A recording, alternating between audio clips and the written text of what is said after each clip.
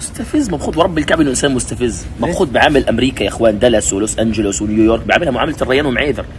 مستفز جدا ورب الكعبة، مستفز جدا. قال يلا على العراق، عندي سفرة ثانية يا محمد. على وين؟ على وين؟ دالاس. هنا العراق يا اخوان، هنا بغداد. الجو مش عادي، فاز فوزا عظيما الجو، يا رب يضلوا هيك.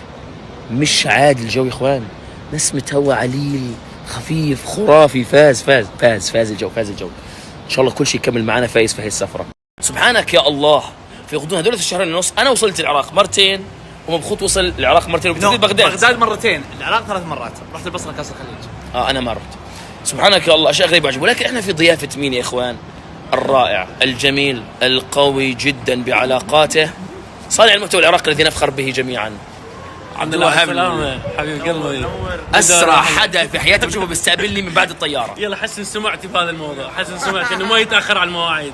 لا فاز ورب الكعبه، فاز فوز عظيم. ترتيباته عبد الوهاب من النوع الذي لا تساله كيف عملت هذه وكيف عملت هذه، بيعمل كل شيء.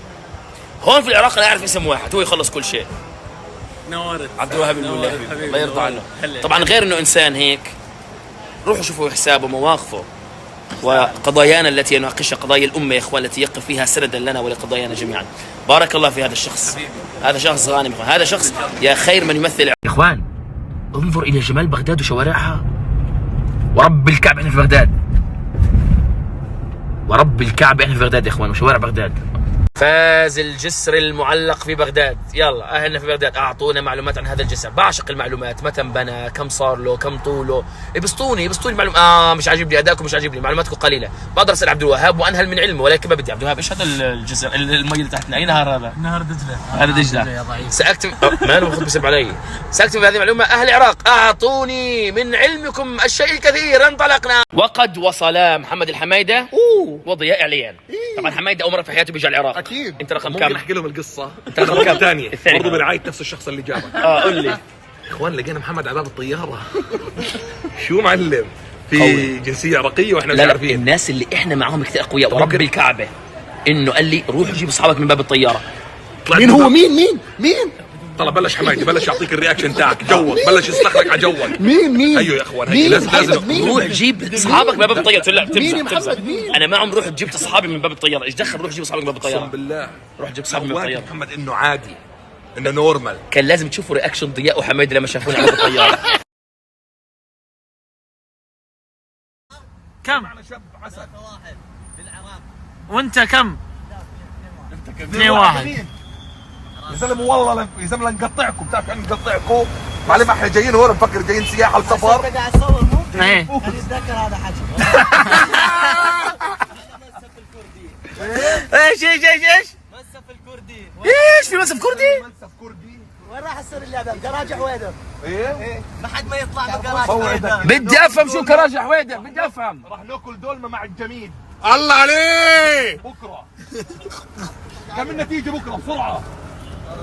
لمين؟ لكو نعم. طب شو كراج حويدر؟ بدي اروح على كراج حويدر. ايش كراج حويدر؟ ملعب كراج حويدر. هاي مسلسل عندنا تاريخيا. كراج حويدر. الملعب يا محمد. لا يا هبل، الملعب والله الملعب. ايش اسمه الملعب؟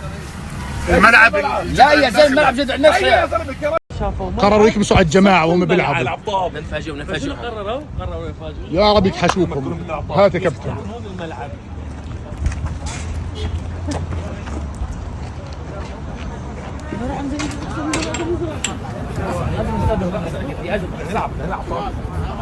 شباب بدنا نلعب معكم طابه. خلص ممتاز. هكذا يكون المدافع. شوف تخلص المدافع الممتاز كيف تخلص من 2. بقول لك احنا اخوتكم هون. محمد نورتك كلها لك. السلام حبيب القلب نورتك كلها لك. بقى بطل. حبيبي عليكم السلام. هذول الشباب تفضل. والله شفنا ملعب، احنا جايين هون ناكل. قلت له بدي افوت، بدي العب شوي. طبعا يلا ضدك. نلعب ضدك يا ضياء. نلعب ضدك انا. يلا يعني 1 2 3 4 شوف واحد عندكم بس. كيف اشوف كيف اللعب فيه؟ 1 2 3 4 دوخ معاه. ماكو شيء ثاني يا جماعه. على السلامة. حياك الله. محمد هشاحد. يا ضياء ايه يا ضياء ايه والله لاعوب. سكر عليك. تعال تعال تعال. شباب شوي ارجع شباب.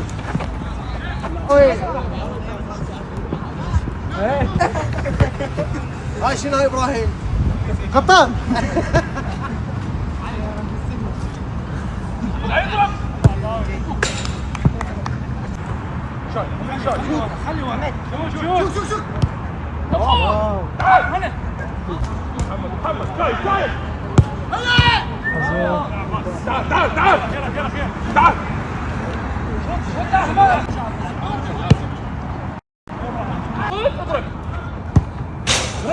يلا يعطيكم العافيه. خلاص يعطيكم العافيه. نعم خلص.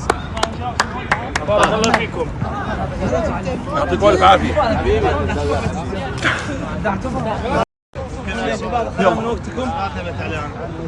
يلا صور.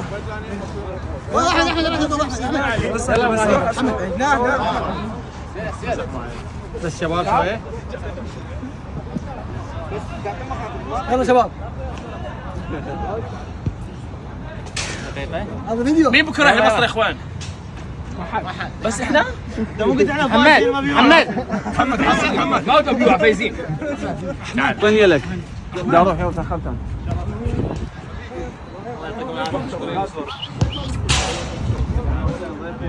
الله يعطيكم العافيه جميعا. بارك الله فيكم. سعدنا بكم وسامحونا قطعناكم يا اخوان. ما شاء الله. هاي ما لقيتها. تعال.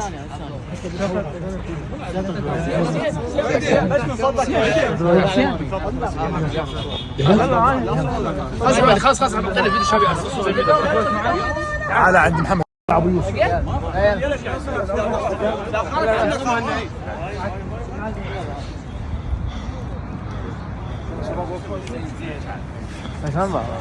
والله يلعب بس.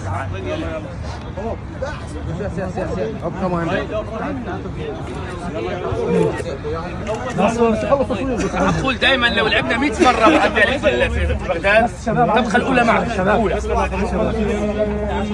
بغداد حلوه كل ضيوفها. بارك الله فيكم. الله يسلمك. الله يسعدكم. شكرا يا حبيبي. تعال. خلوه وبراحتك. ممنون حبيبي. بس تسليون على رقمي. الله يعطيكم العافيه حبايب. شكرا يا لكم. حبيبي. شكرا انكم صدفتونا وقبلتم بنا. شكرا لكم. شكرا. تسلموا. نورتوا ابو جاسم. اهلا وسهلا يا حبيبي. تسلم. بارك الله فيك. شكرا يا استاذ. يلا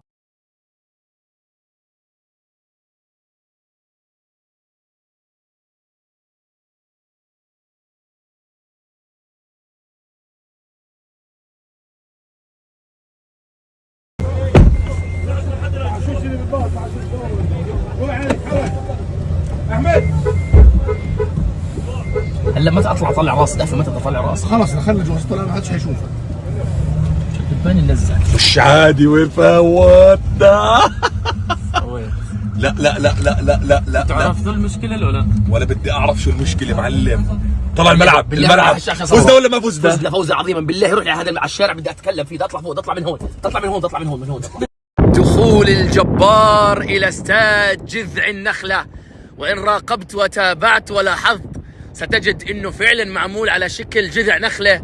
بدأ بناؤه في عام 2009 وانتهى بناؤه في عام 2017.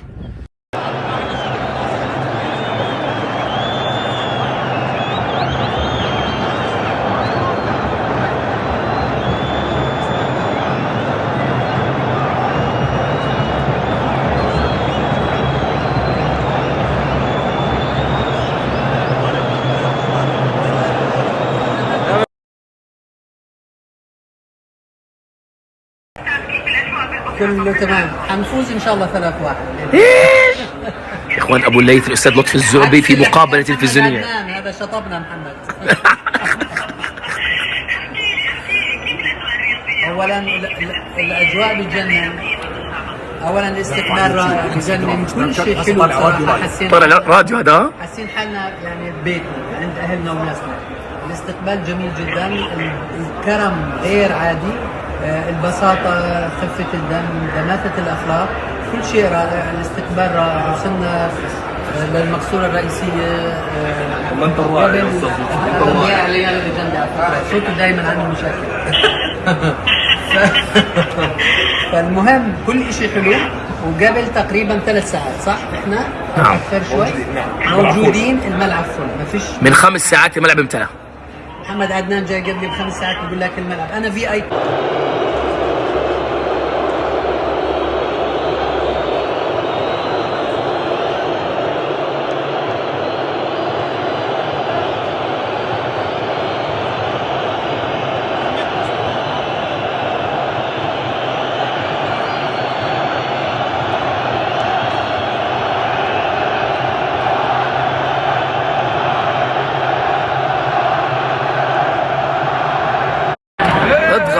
اضغط حبيب قلبي على ابو حسين، اضغط.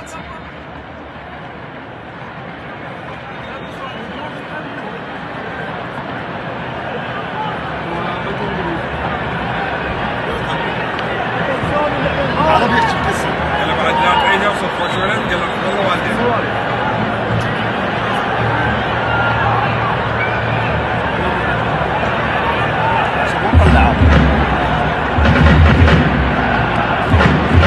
اضغط عليه حبيب قلبي على ابو حسين.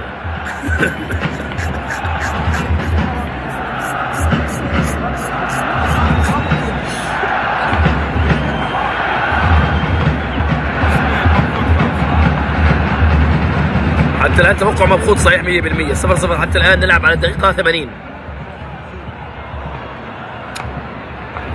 لا تخليه يستلم حبيب قلبي على ابو حسين.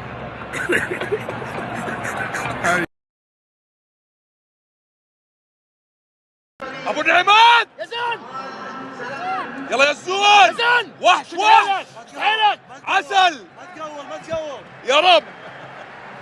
قلنا 3 بسجل. قصده تسجل 3 معقول؟ قلبي على ابو حسين، تعال والله اني كنت متوقع انك راح تاخذ افضل لاعب. علاوي منيحه صح؟ علاوي اخص عليك، انا قلت عادل، انا قلت عادل.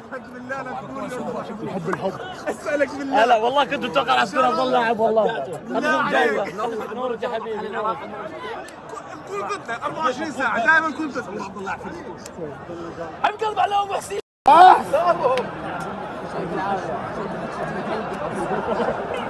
حبيبي يعافيك، ربي يحفظك حبيبي. يحسن خدام الكويت الله كريم.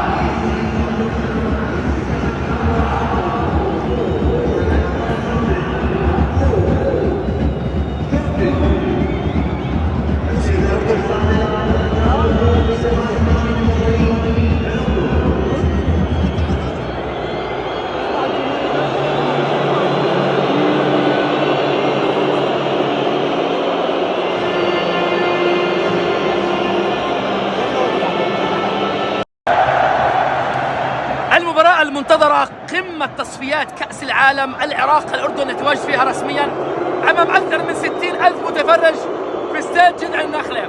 أجواء بصراحة لم أشهدها من قبل، وأنا الذي تابعت كأس عالم، تابعت نهائيات الشامبيونز ليج. ملعب جذع النخلة يا أخوان ملعب رائع جدا، لك ان تتخيل الجمهور ملأ جنبات الملعب قبل اكثر من 5 ساعات، البوابات اغلقت قبل ساعتين من المباراه. ايش لم نشهده من قبل؟ العراق محظوظ بهذا الملعب، هذه المنشأة الرياضية، العراق محظوظ بهذا الجمهور. اذا بدنا نتكلم فنيا الان، الضغط على المنتخب العراقي.